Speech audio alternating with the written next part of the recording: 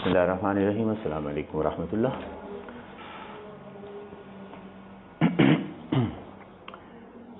हाँ जी,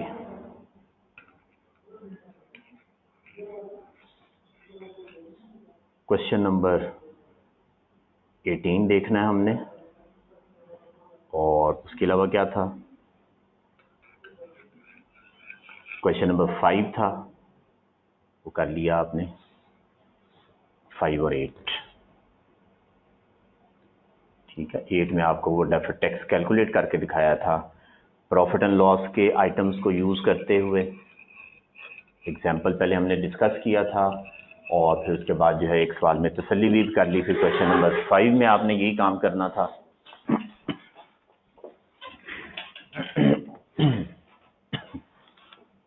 जी,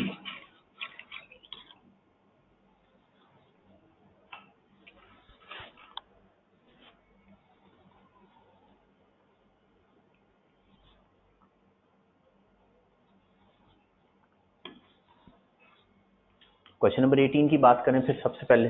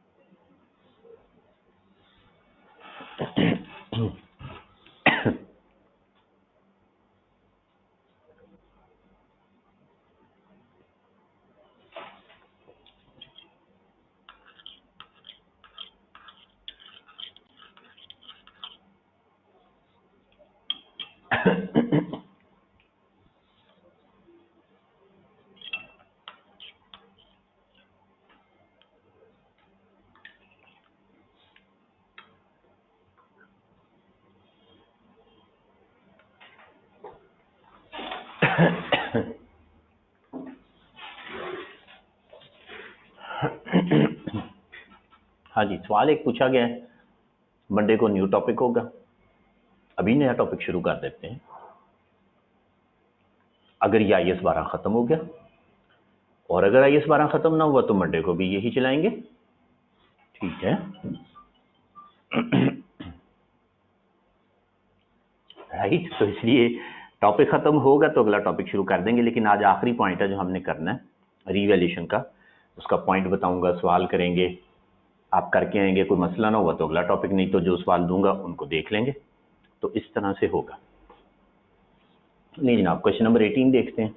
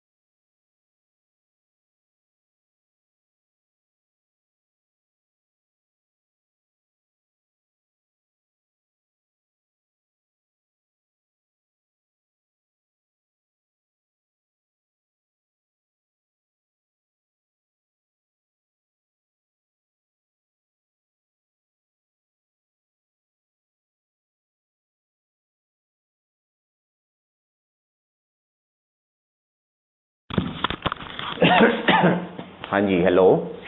ये मैंने सवाल आपके सामने ओपन किया ताकि आप इसको याद कर लें, तो आप इसको याद करें ना 2 मिनट, तो मैं अभी फिर करवाता हूँ। लेकिन सबसे पहले कैपिटलाइजेशन रेट निकालना है।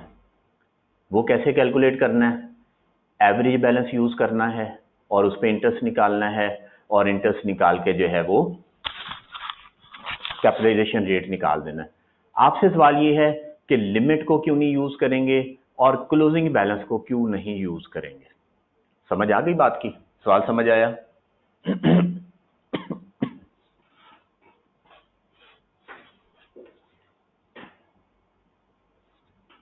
ठीक है, तो बस 1 मिनट में मैं आपसे डिस्कस करता हूँ, जस्ट 1-2 मिनट।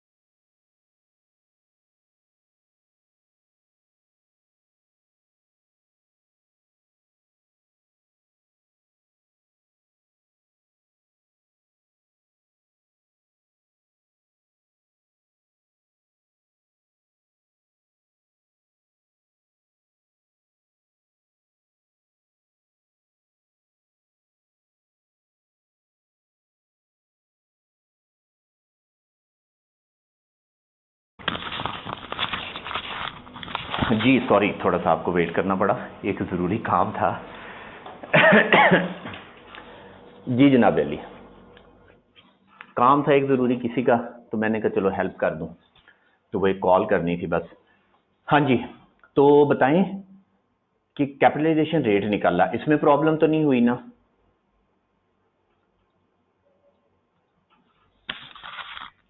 और इस सवाल का जवाब दें कि हमें लिमिट दी हुई थी, हमने इसको नहीं यूज किया, ना इसको करना है। बैलेंस दिया हुआ था क्लोजिंग, उसको भी यूज नहीं किया हमने हमने एवरेज बैलेंस को यूज किया। वजह हाँ जी, सुन रहे हैं ना मेरी बात? जी तो बताएं तो जरा क्या वजह है।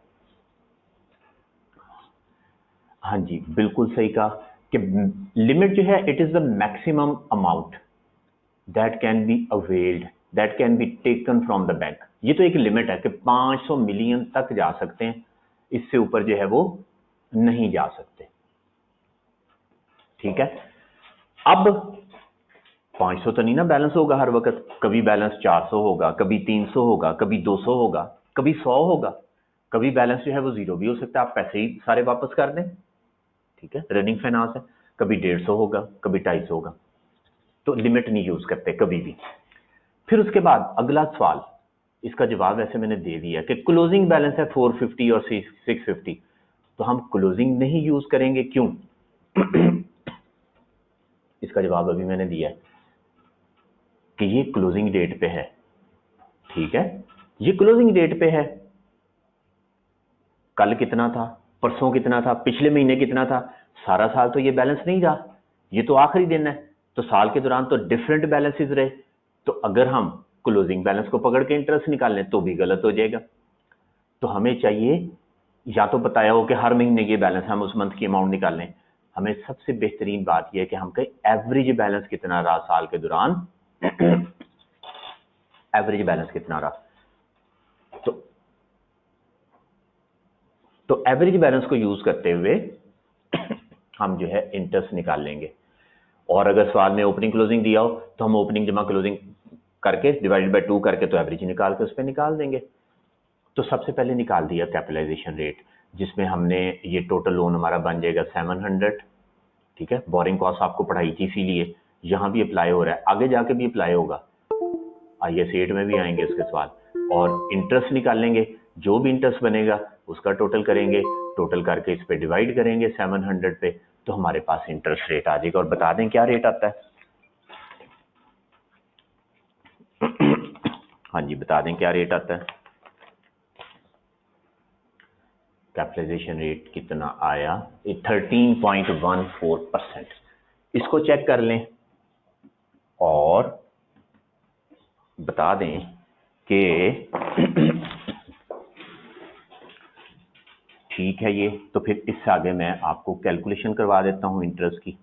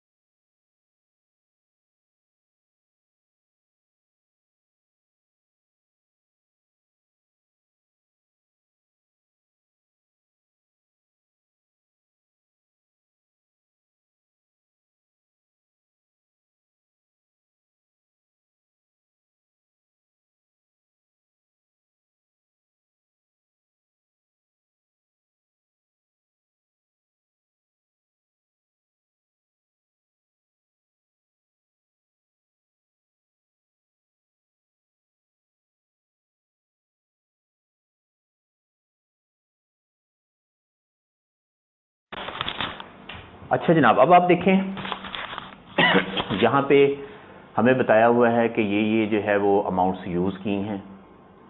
ठीक है, मैं आपको एक वर्किंग बना देता हूँ। Boring cost to be capitalised. अच्छा, टोटल कॉस्ट ऑफ एसेट निकालनी है, पूरा फॉर्मेट बना देता हूँ। Total cost of asset, total of cost of asset में क्या आएगा? सबसे पहले एक्सपेंडिचर ऑन एसेट,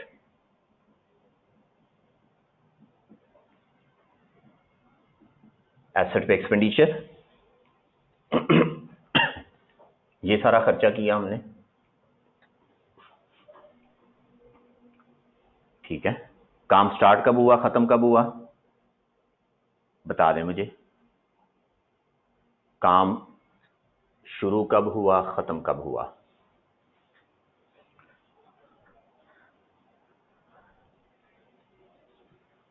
अच्छा जी, सवाल पूछा गया कि boring cost is admissible expense as per tax, is it permanent difference और नॉट? परमानेंट डिफरेंस नहीं है, टेम्पररी डिफरेंस है। ठीक है, ये टेम्पररी डिफरेंस होता है। टैक्स वाले जो है वो क्या कर रहे हैं? हाँ जी, टैक्स वाले क्या कर रहे हैं? अलाउ कर रहे हैं कि नहीं कर रहे? इसमें क्या बताया हुआ है? कहीं पे लिखा होगा as per tax loss boring cost are allowed when incurred.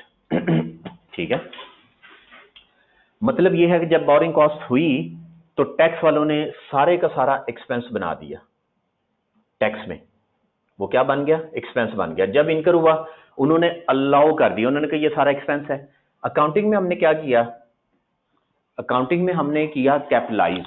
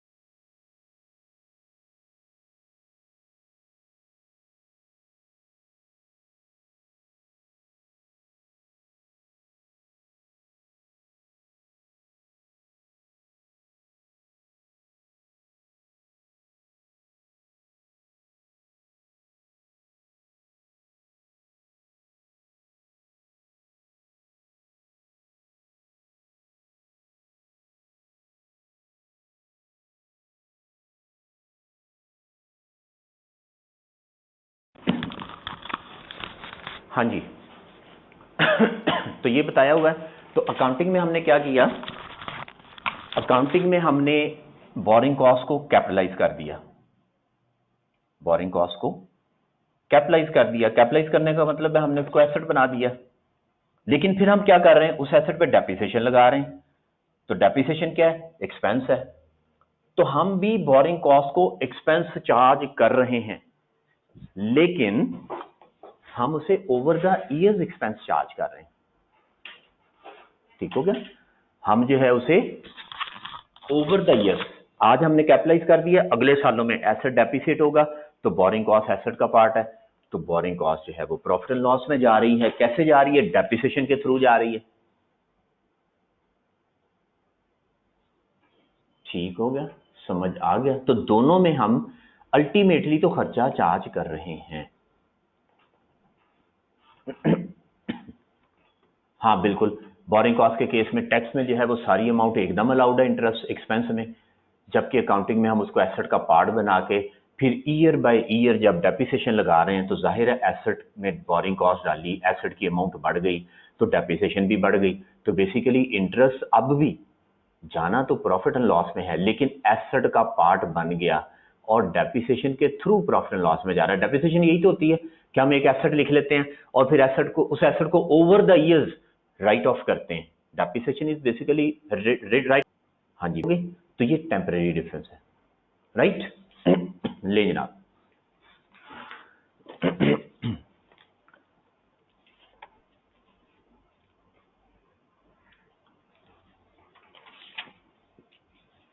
हाँ जी, एसेट पे टोटल कितना खर्चा हुआ जरा टोटल करके बता दीजिएगा।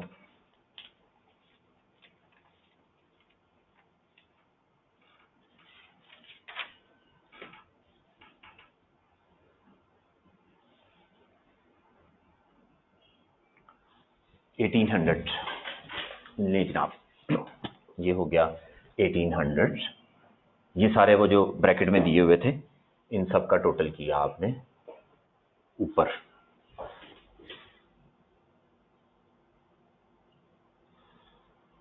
ठीक, ये सारे बिल जो है इनका टोटल किया 200 + 1 + 6 9 + 5 14 + 2 16 + 2 18, ये 1800 बनता है। तो ये एसेट पे खर्चा किया हमने, एसेट में डाल दिया। बोरिंग कॉस्ट कैपिटलाइज करने के लिए आपने मुझे बताना है स्टार्ट डेट क्या है और एंड डेट क्या है, यानी कब एसेट पे काम शुरू हुआ, कब एसेट पे काम खत्म हुआ, और सस्पेंशन इसमें है ही नहीं। ये दोनों डेट्स मुझे बता दीजिए।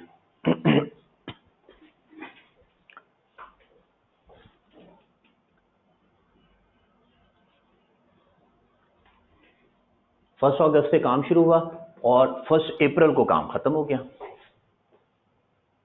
1 अगस्त को काम शुरू हुआ और 1 अप्रैल को काम खत्म हो गया। उसे आप 31 मार्च कह लें, ठीक है। सबसे पहले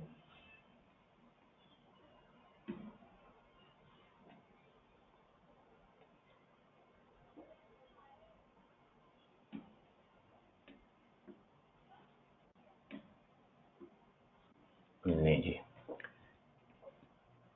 बोरिंग कॉस्ट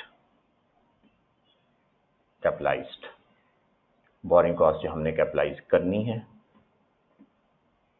स्पेसिफिक बोरिंग,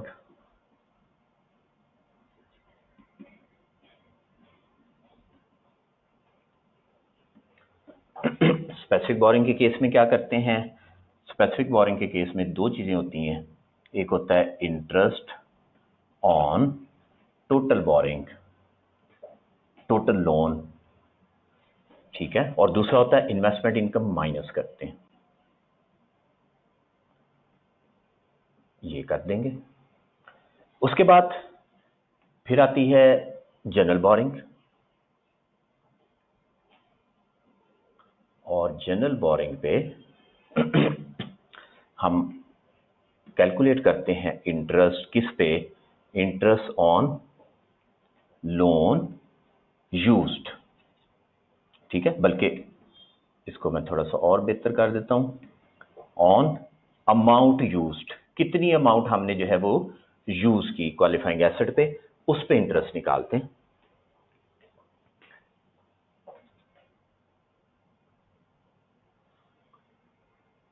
ये इन्वेस्टमेंट इनकम जो है ये माइनस हो जाएगी, इंटरेस्ट ऐड हो जाएगा, तो ये आ जाएगा टोटल कॉस्ट ऑफ एसेट।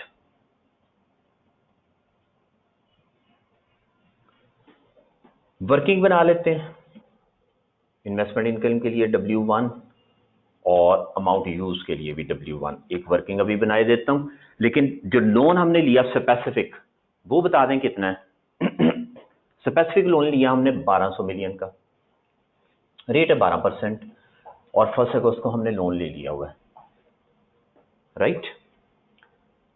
तो 12%, 12 मिलियन, ये लें 1200 इंटू 12%, और हमारा टाइम है अगस्त से लेके मार्च तक, और ये भी आपने मुझे बताया कि 8 मंथ्स बनते हैं इंटू 8/12, कितनी अमाउंट आ गई।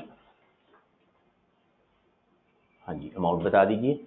स्पेसिफिक बोरिंग इसी तरह करते हैं ना, स्पेसिफिक बोरिंग में हम सिर्फ ये देखते हैं कि लोन यूज हो गया है तो बस ठीक है, जितना मर्जी यूज हुआ थोड़ा कम इससे फर्क नहीं पड़ता, बस एसेट पे खर्चा शुरू हो गया तो अमाउंट जो है उसको कैपिटलाइज कर देंगे।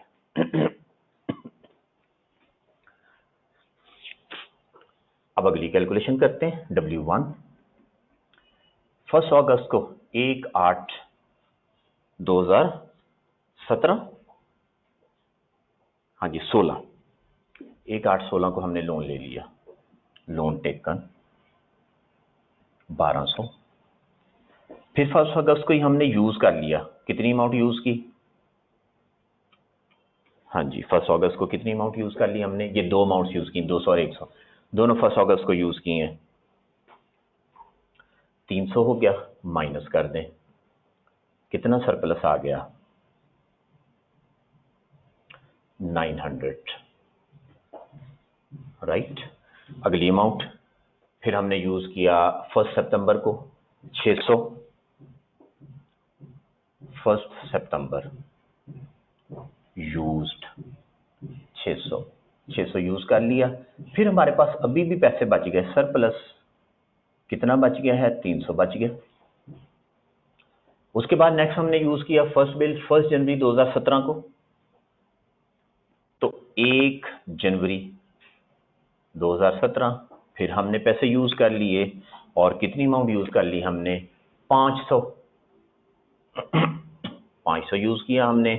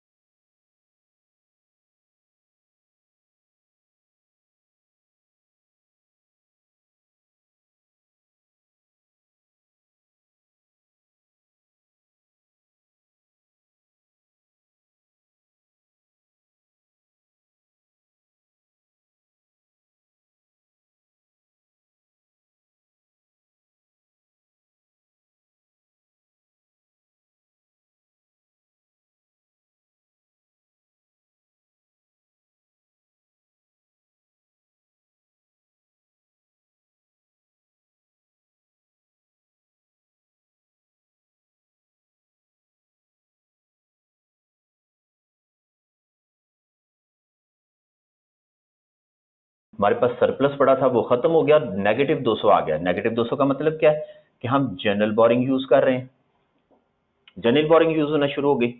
अगली अमाउंट देखें तो वो पे कर रहे हैं कब, वो पे कर रहे हैं 1 मार्च को, 1 मार्च। फिर हमने यूज कर लिया कितना, 200 यूज किया हमने, नेगेटिव माइनस किया तो बैलेंस हो गया कितना, 400। इससे आगे भी अमाउंट यूज हो रही है, लेकिन वो यूज हो रही है मई में जाके, हमने मई में जाना ही नहीं है। हमने तो इंटरेस्ट जो है वो सिर्फ और सिर्फ मार्च तक जो है वो कैलकुलेट करना है, तो बस यहां पे इसको एंड कर देंगे। हमने मार्च से आगे नहीं जाना, 31 मार्च तक बस हमने कैपिटलाइजेशन करनी। उसके बाद इंटरेस्ट होगा, प्रॉफिट एंड लॉस में जाएगा, लेकिन कैपिटलाइजेशन बस यहां तक होगी। इन्वेस्टमेंट इनकम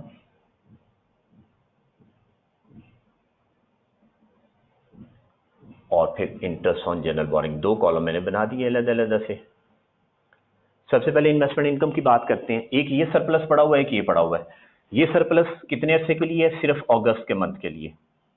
तो इस पे रेट लगाएं, कितना रेट है, 8% ये दिया हुआ है, इंटू 8% इंटू 1/12, बता दें क्या अमाउंट आती है।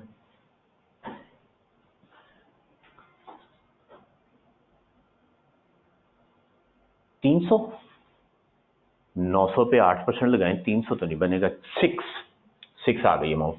और ये सरप्लस पड़ा हुआ है, तो ये है सितंबर से लेकर दिसंबर तक, कितने महीने बन गए, सितंबर अक्टूबर नवंबर दिसंबर, 4 महीने। तो इस पे फिर 8% लगा दें और इंटू 4/12 कर दें। हाँ जी, कितना बन गया,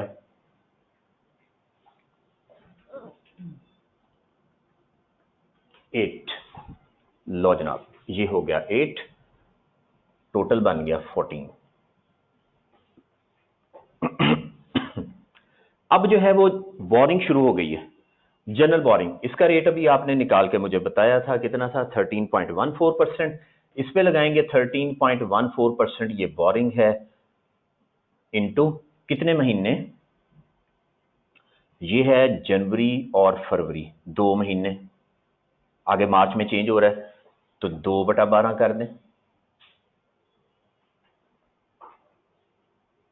हाँ जी, बता दें क्या अमाउंट आती है। ये इंटरेस्ट वाले कॉलम में ले जाएंगे, 4.38 आ गया। अब आगे 400 है, और ये सिर्फ मार्च का महीना है। आगे मार्च के बाद कोई कैपिटलाइजेशन नहीं करनी, हमने 31 मार्च तक कैपिटलाइजेशन करनी है। तो 13.14% into 1/12। Again interest on general boring कितना बना, दोबारा से 4.38, लो जी जमा कर दें, 8.76।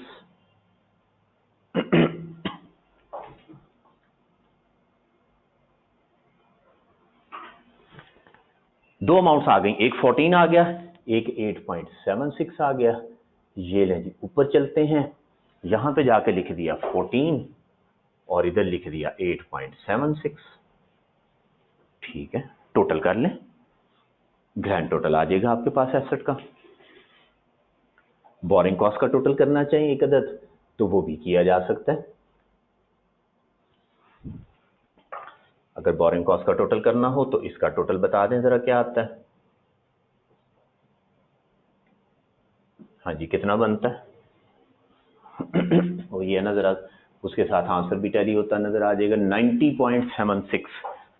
ये बनता है 90.76 और 1800 ऊपर लिखा हुआ है, तो 1890.76 एसेट की टोटल कॉस्ट ये हो गई जी। बता दीजिए कोई पॉइंट, कोई प्रॉब्लम। तो बेसिकली ये जो मैंने वर्किंग बना के दी, सॉल्यूशन में 2 वर्किंग्स अलग से बनाई हुई हैं, आप इकट्ठी बना लिया करें, आसान होता है। कि ये एक बैंक अकाउंट समझ लें कि ये पैसे पड़े हुए हैं, फिर ये पड़े हुए हैं, उसके बाद अगली ट्रांजैक्शन हुई, बैलेंस नेगेटिव हो गया, फिर नेगेटिव हो गया, जहां तक पॉजिटिव अमाउंट सरप्लस है इन्वेस्टमेंट इनकम आती रहेगी, और जैसे ही नेगेटिव होगा तो वो जनरल बोरिंग शुरू हो जाएगी।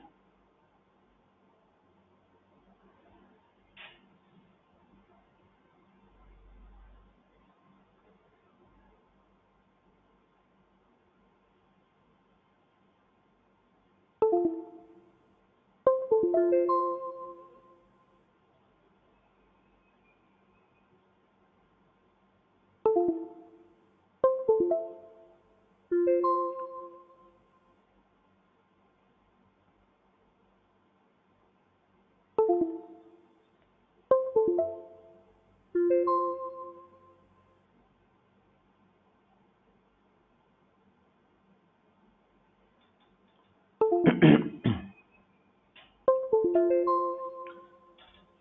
जी, कोई सवाल हो? क्वेश्चन नंबर 18 की बात हो रही थी, बताएं।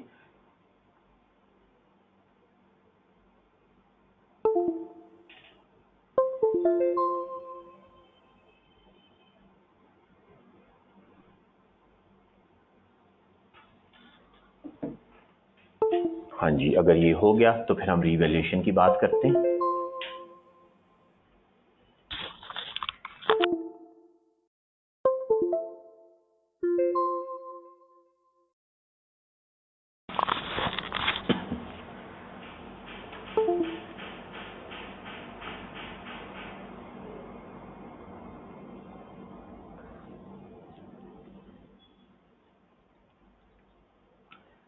इसे चार्ज कैसे करेंगे करंट और डेफर्ड टैक्स में? आपने करंट टैक्स में 90.76 माइनस करना है। हमने कैपिटलाइज किया हुआ टैक्स वाले उसको एक्सपेंस कर रहे हैं। ये देखें ना, मैं सोल्यूशन निकाल के आपको दिखाता हूँ। Question number 18, 15, 16, 18। ये देखें, एसेट ये,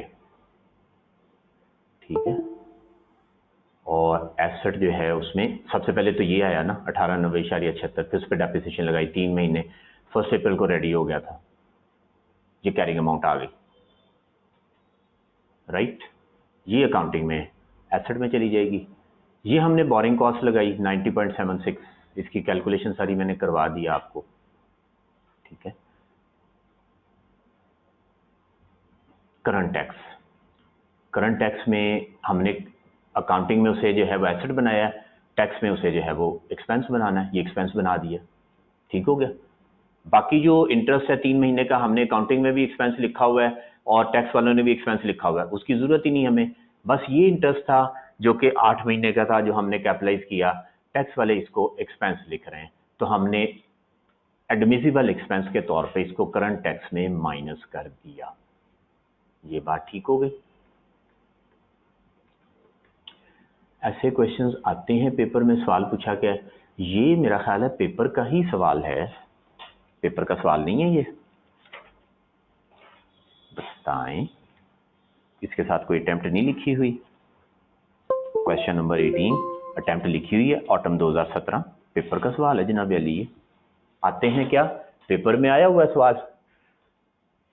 अच्छा जी, ये हो गया। अब चलते हैं डेफर टैक्स पे। डेफर टैक्स में देखें, ये हमने लिखा है 1843.49, जो हमने भी कैलकुलेट किया, जिसमें कि बोरिंग कॉस्ट शामिल है। ये 1843.49 जो कि हमारी बैलेंस शीट में भी लिखा हुआ है, ये देखें ऊपर ये लिखा हुआ आ रहा है, ठीक है। तो ये हमने कैरिंग अमाउंट लिख दी डेफर टैक्स की कैलकुलेशन में। ये टैक्स बेस है, ये टैक्स बेस बोरिंग कॉस्ट के बगैर है, ये डिफरेंस आ गया बस। तो अकाउंटिंग में टैक्स बेस जो भी है वो लिख दिया, और जो हमने अकाउंटिंग में किया हुआ है वो लिख दिया, दोनों का डिफरेंस आ गया, खुद ही उस पर टैक्स लग जाएगा, टैक्सेबल टेम्परेरी डिफरेंस निकल आएगा।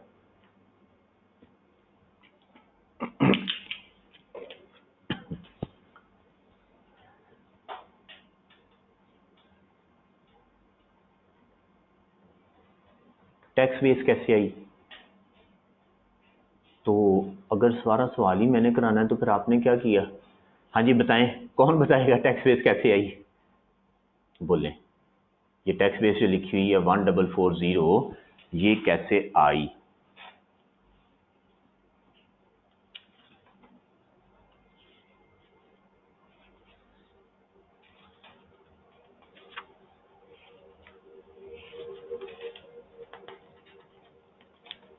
हाँ जी बताएं जनाब, ये टैक्स बेस कैसे आई? सवाल में बताया हुआ है, नहीं बताया हुआ?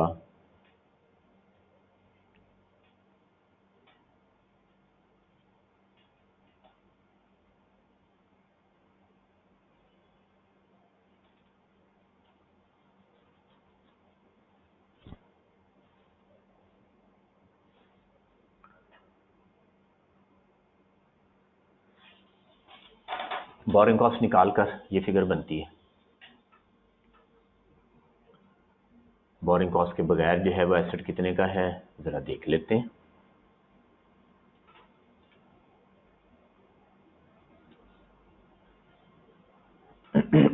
एसेट ये है 1800 का, ये टैक्स में ये कॉस्ट है। अकाउंटिंग में एसेट जो है वो ये कॉस्ट है अकाउंटिंग में, और ये कॉस्ट है टैक्स में, क्योंकि टैक्स वाले जो है cost as per tax 1800, right. लो जी, 1800 रुपया कॉस्ट है, और रेट कितना डेप्रिसिएशन का? हाँ जी, रेट बताया होगा सवाल में, जरा चेक करके बताएं क्या रेट बताया हुआ है।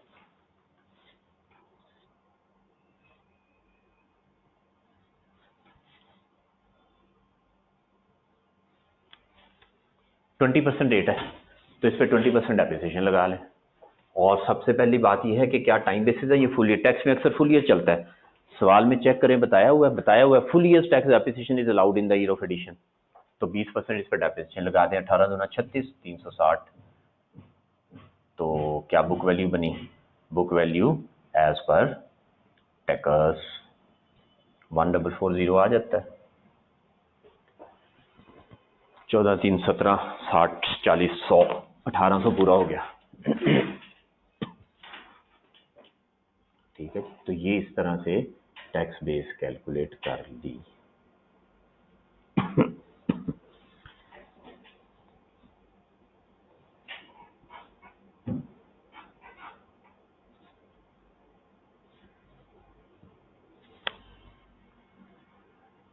जी, और देख लें क्वेश्चन नंबर 18 में कोई बात।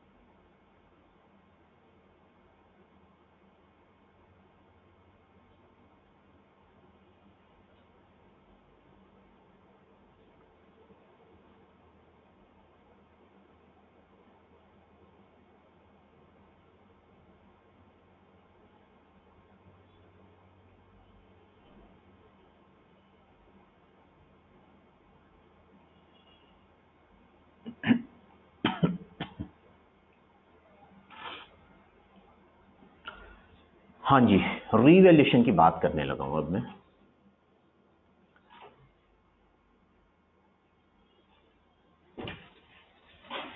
रीवैल्यूएशन,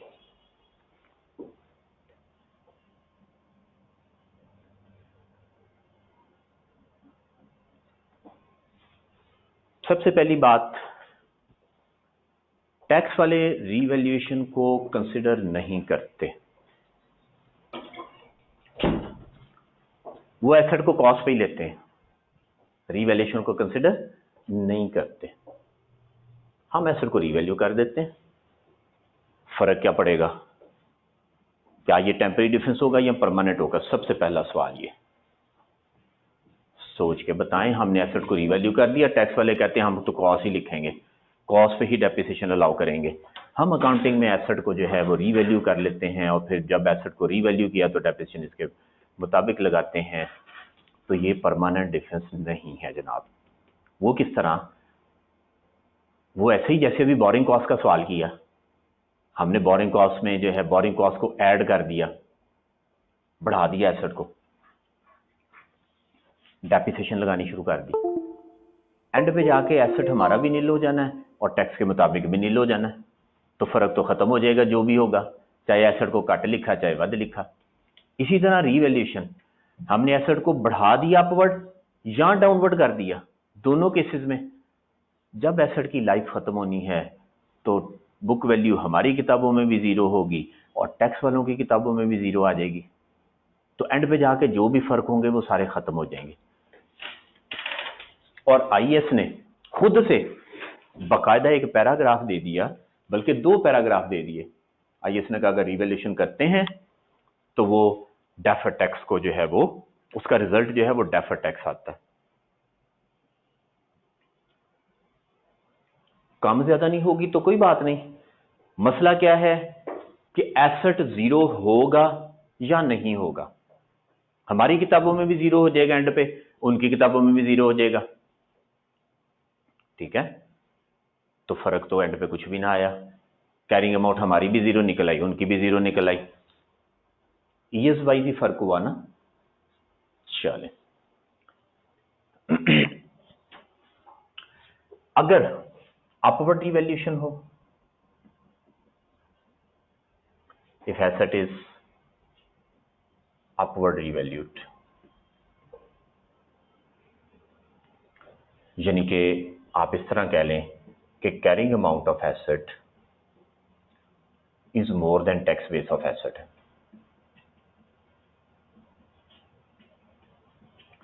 तो ये क्या बनेगा, ये टैक्सेबल टेम्परेरी डिफरेंस बन जाएगा। और अगर एसेट जो है वो डाउनवर्ड रिवैल्यू हो,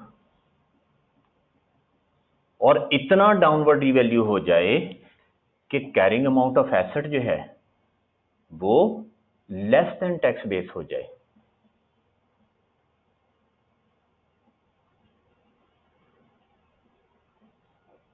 तो क्या होगा, डिडक्टेबल डिफरेंस आ जाएगा, नेगेटिव आ जाएगा।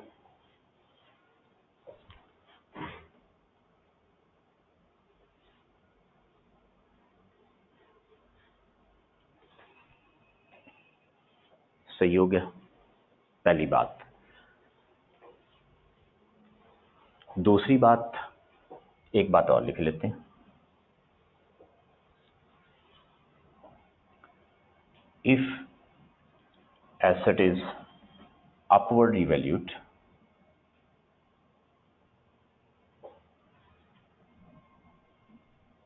then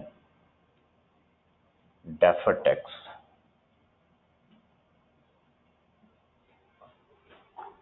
arises, ब्रैकेट में लिख लेते हैं, arises due to revaluation, revaluation की वजह से जितना डेफर्ड टैक्स बनेगा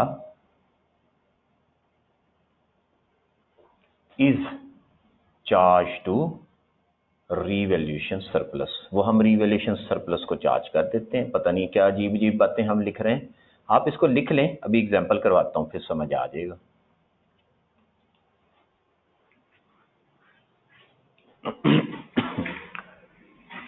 ठीक है जी, अपवर्ड रिवैल्यू हो, carrying amount of asset is more than tax base हो, टैक्सेबल डिफरेंस आएगा। और अगर डाउनवर्ड रिवैल्यू हो और इतना डाउनवर्ड हो कि कैरिंग अमाउंट कम हो जाए तो टैक्स डिडक्टेबल डिफरेंस बनेगा। तो ये जो पहला पॉइंट हमने लिखा ना, ये तो ऐसे तकल्लुफन ही हमने लिख लिया, ये तो हमें रूटीन में ही पता है कैसे करते हैं कि अगर ये होगा तो फिर टैक्सेबल डिफरेंस बनेगा, और अगर ये होगा तो फिर डिडक्टेबल डिफरेंस बनेगा, ठीक है। और डिडक्टेबल पे हम जो है वो ब्रैकेट लगा देते हैं। पॉइंट असल ये है कि अगर आप रिवैल्यू किया, रिवैल्यूएशन सरप्लस पड़ा हुआ है, तो रिवैल्यूएशन सरप्लस को जो है वो हम डेफर्ड टैक्स चार्ज कर देंगे। कैसे कर देंगे, क्या कर देंगे, let's have an example, A small example. Example है अकाउंटिंग में,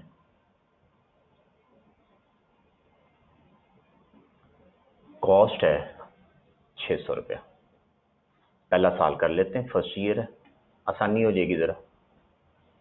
अकाउंटिंग में कॉस्ट है 600 रुपया और डेप्रिसिएशन है, हाँ जी कितनी डेप्रिसिएशन है, 210 रुपये, चलो वैसे ही लिख देते हैं।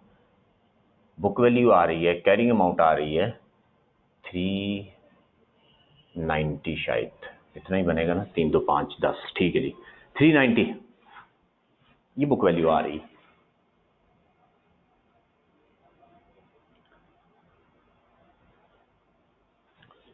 ब्रैकेट में पहला वर्ड क्या है,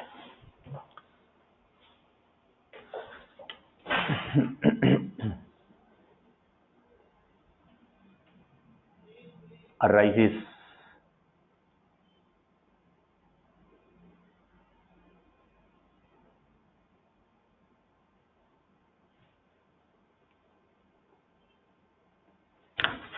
अराइज हुआ,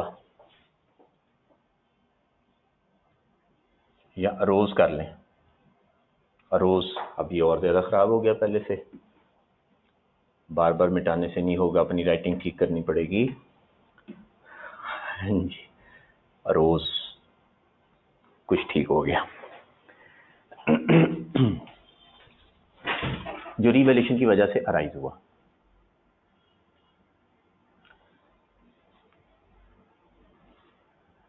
अच्छा जी, अब इसकी टैक्स बेस लिख लेते हैं। टैक्स के मुताबिक क्या फिगर्स हैं? हाँ जी, टैक्स के मुताबिक 600 रुपया जो है वो है कॉस्ट है, और डेप्रिसिएशन जो है वो चलो 250 रुपया कर देते हैं, 250। तो ये आ गया कितना, 350। ठीक है, टैक्स में आमतौर पे ज्यादा होती है डेप्रिसिएशन। लो जनाब, एसेट को रीवैल्यू कर दिया। रीवैल्यूड अमाउंट क्या है?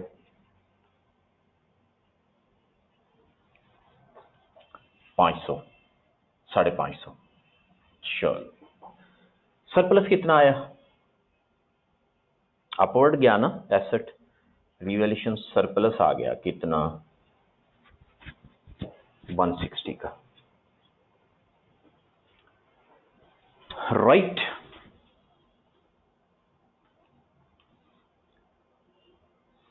अब आप मुझे इतना बता दें कि टैक्सेबल टेम्पररी डिफरेंस कितना आ रहा है? टैक्सेबल टेम्पररी डिफरेंस कितना आ रहा है? जाहिर है इन दोनों को कंपेयर कर लेंगे, साल के एंड पे रीवैल्यू किया है, ठीक है, इन दोनों को कंपेयर कर लेंगे। कितना फर्क आ रहा है? 200 का, 200 का फर्क है। टैक्सेबल टेम्पररी डिफरेंस आ गया 200। डेफर्ड टैक्स लायबिलिटी क्लोजिंग, और कुछ भी नहीं है, एक ही आइटम है, टोटल किया, टैक्सेबल टेम्पररी डिफरेंस आ गया। डेफर्ड टैक्स लायबिलिटी क्लोजिंग 30% लगा दें, 3 दूना 60, 60 आ गया। ओपनिंग एक लाइन मैंने खाली छोड़ी है, आप भी छोड़ दें। ओपनिंग ऐसे नहीं लिखते हैं, deferred tax liability opening less. यहाँ पे एक चीज और लिखनी है, इसलिए मैंने उसके लिए जगह छोड़ दी है। डेफर्ड टैक्स लायबिलिटी ओपनिंग वो 0 है, और डेफर्ड टैक्स कितना आया, 60 आ गया।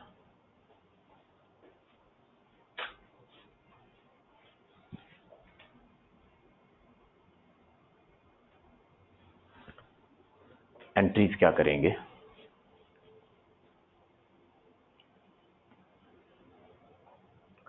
बल्कि एंट्रीज करने से पहले एक बात और कर लेते हैं। आप मुझे ये बता दें, अगर हम एसेट को रीवैल्यू ना करते, अगर एसेट को रीवैल्यू ना करते तो टैक्सेबल डिफरेंस क्या होता? No revaluation.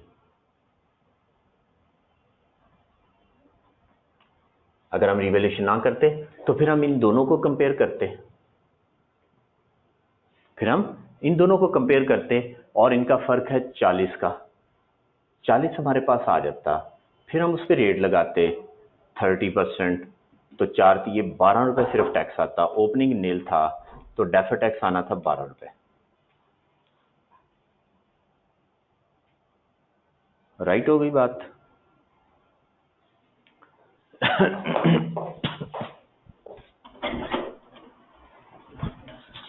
हाँ जी, इसको जरा देखें 2 मिनट, मैं फिर आगे एक्सप्लेन करता हूँ।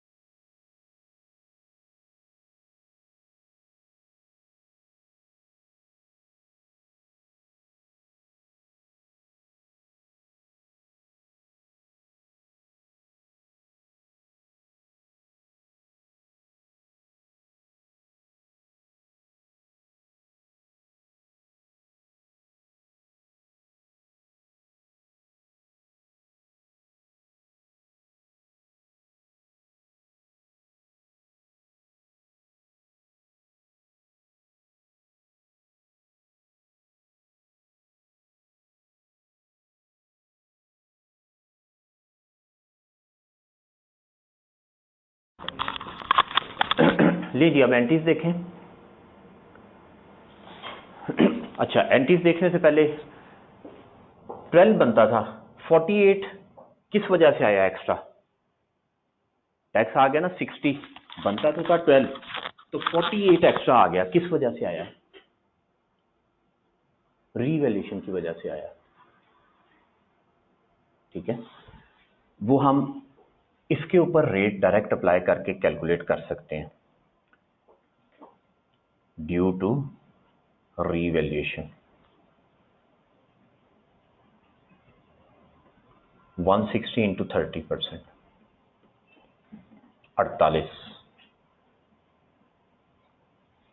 जब इस तरह से हम वर्किंग करेंगे तो यहां पे 12 ही जवाब आ जाएगा, और ये आ गया डेफर्ड टैक्स एक्सपेंस। ये मैंने क्या किया, एंटीज करके बताता हूं। रीवैल्यूएशन की entries, accumulated depreciation debit, asset credit 210 जो पुरानी डेप्रिसिएशन पड़ी हुई है, रीवैल्यूएशन कर दी asset debit, revaluation surplus credit कितना 160, और इस पे जो टैक्स बनता है वो इसी को डेबिट करना है, अभी जो लिखा है ना ऊपर पॉइंट के, इसी को डेबिट करना है। Revaluation surplus debit, deferred tax liability credit 48 ये आ गया। ठीक है, इस पे जो टैक्स बनता है, और दूसरा जो है वो टैक्स एक्सपेंस डेबिट और डेफर्ड टैक्स लायबिलिटी क्रेडिट कितना 12 रुपए। तो बेसिकली टैक्स हमने 60 ही रिकॉर्ड किया है, 48 और 12 लायबिलिटी टोटल 60 ही रिकॉर्ड की है। फर्क सिर्फ इतना है कि 48 जो है वो सरप्लस को डेबिट किया है। आप सोचें कि जब सरप्लस था तो हमने इनकम नहीं डाली, प्रॉफिट एंड लॉस में नहीं गया, तो फिर उसका टैक्स जो है वो भी तो प्रॉफिट एंड लॉस को नहीं चार्ज करना चाहिए ना, एक्सपेंस। तो इस वजह से रीवैल्यूएशन का जो टैक्स होता है वो रीवैल्यूएशन सरप्लस को डेबिट किया जाता है, और बाकी टैक्स जो है वो रूटीन में प्रॉफिट एंड लॉस में चला जाता है। एंट्रीज पे गौर करें, फिगर्स देखें, सोचें, और फिर मैं आपसे दोबारा पूछता हूं कि आपका कोई सवाल है।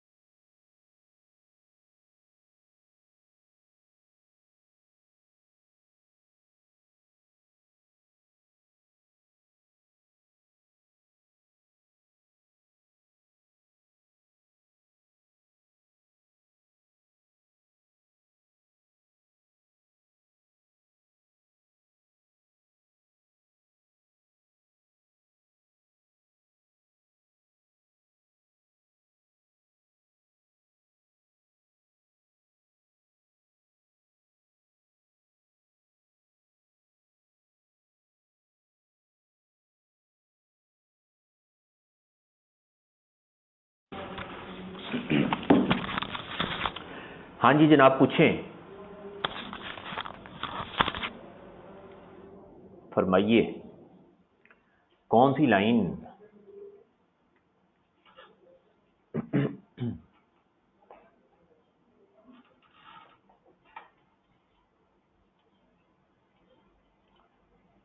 हाँ जी, कह रहे हैं कि अगर रिवैल्यूएशन हो और कंपनी कुछ ईयर्स बाद एसेट को सेल करना हो तो फिर तो परमानेंट डिफरेंस आएगा। कोई फर्क नहीं आएगा, कोई फर्क नहीं आएगा, जब मर्जी बेचें।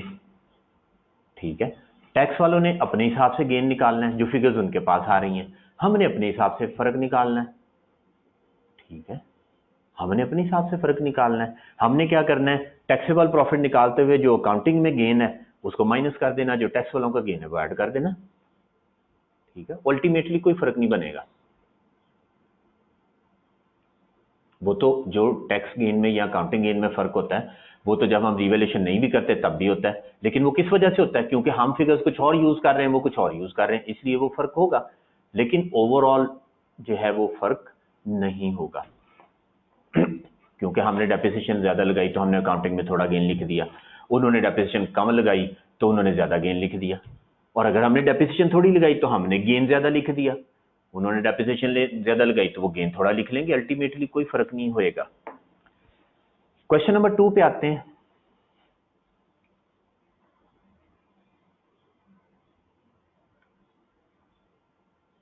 आज का जो आपका होमवर्क होगा वो होगा क्वेश्चन नंबर 2। अभी थोड़ा सा डिस्कस भी कर देता हूं, 13 और 15 ये सवाल आप करके आएंगे।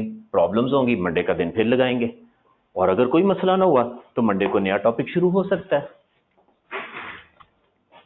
ठीक है, और अगला टॉपिक हमारा होगा IS 8, तो ये देखेंगे क्या सूरत होती है। सवाल नंबर 2,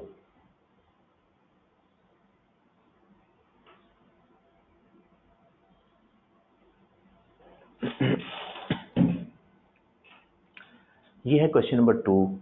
कैलकुलेशंस करनी है सिर्फ डेफर्ड टैक्स की, और करनी है 2019 के लिए। ये है 2018 ओपनिंग, इन सब के डिफरेंस निकाल लेंगे, टैक्सेबल या डिडक्टेबल जो भी आता है, ये ओपनिंग बैलेंस निकल आएगा। Building, plant, provision for doubtful debts, provision for gratuity, और इसके अलावा एक ये दिया हुआ carry forward assessed tax losses at December 31 20 million. तो जो कैरी फॉरवर्ड लॉसेज होते हैं उनको क्या करते हैं भला, बता दीजिए।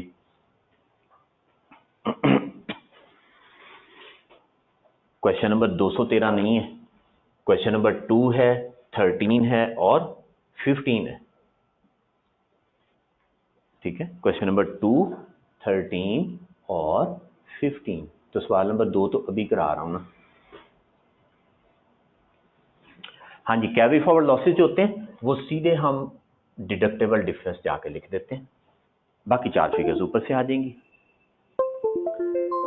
रेट है टैक्स का 30%। आखिरी point, tax profit before adjustment of brought forward losses for the year 2019 11 million.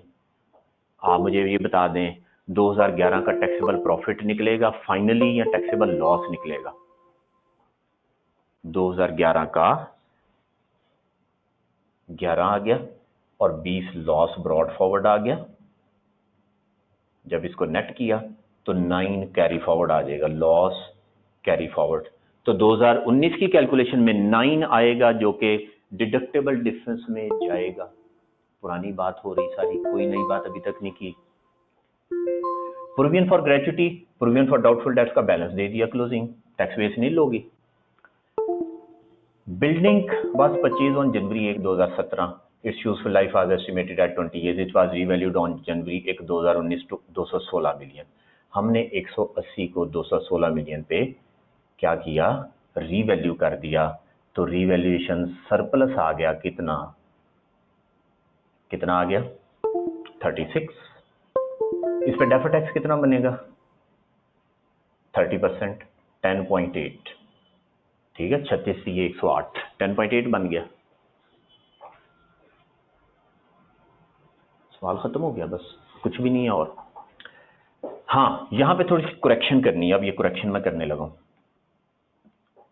ये है, जगह नहीं है करेक्शन के लिए, ये 20% है ऑन प्लांट और 25% है ऑन बिल्डिंग। ये सवाल में करेक्शन कर लें, फिर सोल्यूशन इसके मुताबिक है, ठीक है।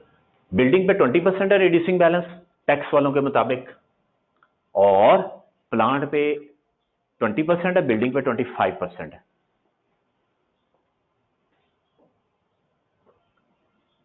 और ये बता दिया revaluation will not affect tax depreciation.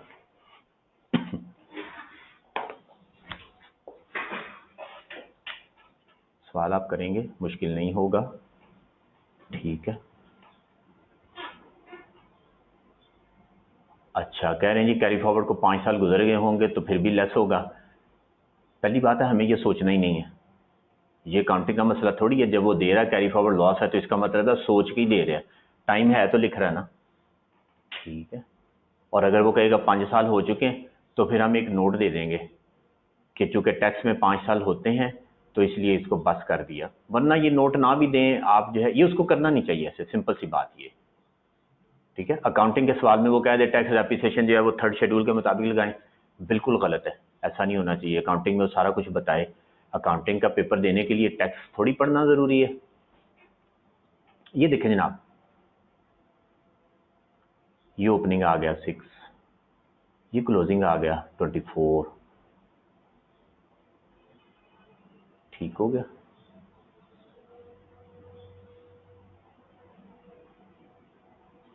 Right,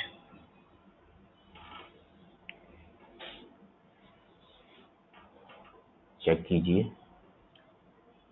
कोई इसमें सवाल।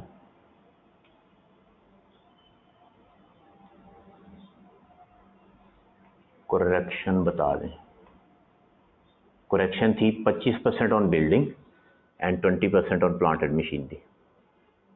सवाल में उसने कहा 20% लगाना है, तो मैंने उसमें चेंज करा दिया, बिल्डिंग पे 25% लगाना है टैक्स के मुताबिक सेकंड पॉइंट में, और प्लांट पे 20% लगाना है।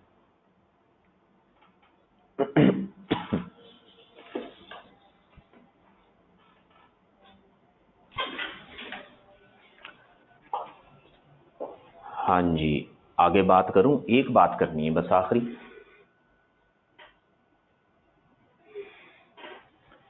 ट्रायल बैलेंस में बाकी सब क्लोजिंग बैलेंसेस होते हैं, बट डेफर्ड टैक्स का ओपनिंग बैलेंस क्यों होता है? इसका बड़ा आसान सा जवाब है। आप जो है फाइनल अकाउंट का सवाल कर रहे हो और नीचे जो है वो स्टॉक ट्रायल से बाहर लिखा हो, तो जो ट्रायल के अंदर स्टॉक होता है वो क्लोजिंग स्टॉक ट्रायल से बाहर लिखा हो, तो वो कौन सा होता है? ओपनिंग होता है, क्लोजिंग होता है? बताएं मुझे। वो ओपनिंग होता है। आपको ट्रायल के अंदर प्रोविजन दी हुई है और ट्रायल से बाहर का हुआ प्रोविजन ये होनी चाहिए, तो जो ट्रायल के अंदर है वो ओपनिंग है, जो बाहर दी हुई है वो क्लोजिंग है, ठीक है। आपको किसने कह दिया कि ट्रायल बैलेंस के ऊपर क्लोजिंग डेट डालने से हर बैलेंस क्लोजिंग आ जाता है? ऐसा तो नहीं होता। जिस चीज की एडजस्टमेंट रहती है वो फाइनल बैलेंस नहीं है, उसकी एडजस्टमेंट करके फाइनल बैलेंस निकाल लेंगे, राइट। तो इस तरह से अगर किसी चीज की एडजस्टमेंट मसलन डेप्रिसिएशन ट्रायल के अंदर लिखा होता है एसेट की कॉस्ट ये, एक्यूमुलेटेड डेप्रिसिएशन ये, और ट्रायल से बाहर लिखा होता है depreciation for the year is to be charge इतना, तो हम कहते हैं जो ट्रायल के अंदर एक्यूमुलेटेड डेप्रिसिएशन है वो ओपनिंग है, क्योंकि फॉर द ईयर अभी लगाई ही नहीं। सही हो गया। तो ये डिपेंड करता है, अगर एडजस्टमेंट रहती है तो ओपनिंग बैलेंस है, अगर कर दी हुई है तो क्लोजिंग भी आ सकता है। ले जनाब,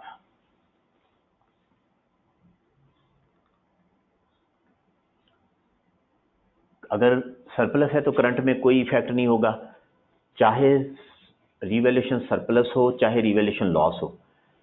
प्रॉफिट एंड लॉस में क्या होगा? अकाउंटिंग डेप्रिसिएशन ऐड होगी, टैक्स डेप्रिसिएशन माइनस होगी, बस डेप्रिसिएशन ही चेंज होनी है ना सरप्लस के केस में। और अगर रिवैल्यूएशन लॉस होगा तो रिवैल्यूएशन लॉस भी ऐड हो जाएगा, डेप्रिसिएशन भी ऐड हो जाएगी और टैक्स डेप्रिसिएशन माइनस हो जाएगी। करंट टैक्स में ये इफेक्ट होता है। लिख देता हूँ यहाँ पे कि अगर करंट टैक्स हो तो उसमें क्या इफेक्ट होता है। करंट टैक्स की कैलकुलेशन में ऐड होता है अकाउंटिंग डेप्रिसिएशन, और अगर कोई रिवैल्यूएशन लॉस होगा तो वो भी ऐड हो जाएगा, और लेस होता है टैक्स डेप्रिसिएशन। बस ये डाउनवर्ड के केस में लॉस भी आ जाएगा, और अगर अपवर्ड है तो बस accounting depreciation add tax depreciation minus, जैसे पहले किया था। रिवैल्यूएशन लॉस है नहीं तो बस कुछ भी नहीं है।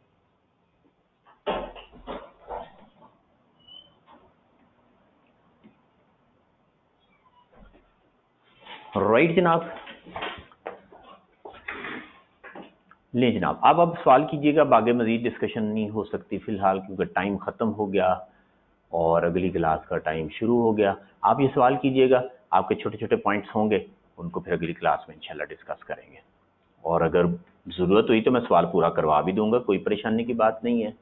टैक्स क्रेडिट की बात करेंगे, ठीक है। अल्लाह हाफिज़, अस्सलाम वालेकुम रहमतुल्लाहि व बरकातहू।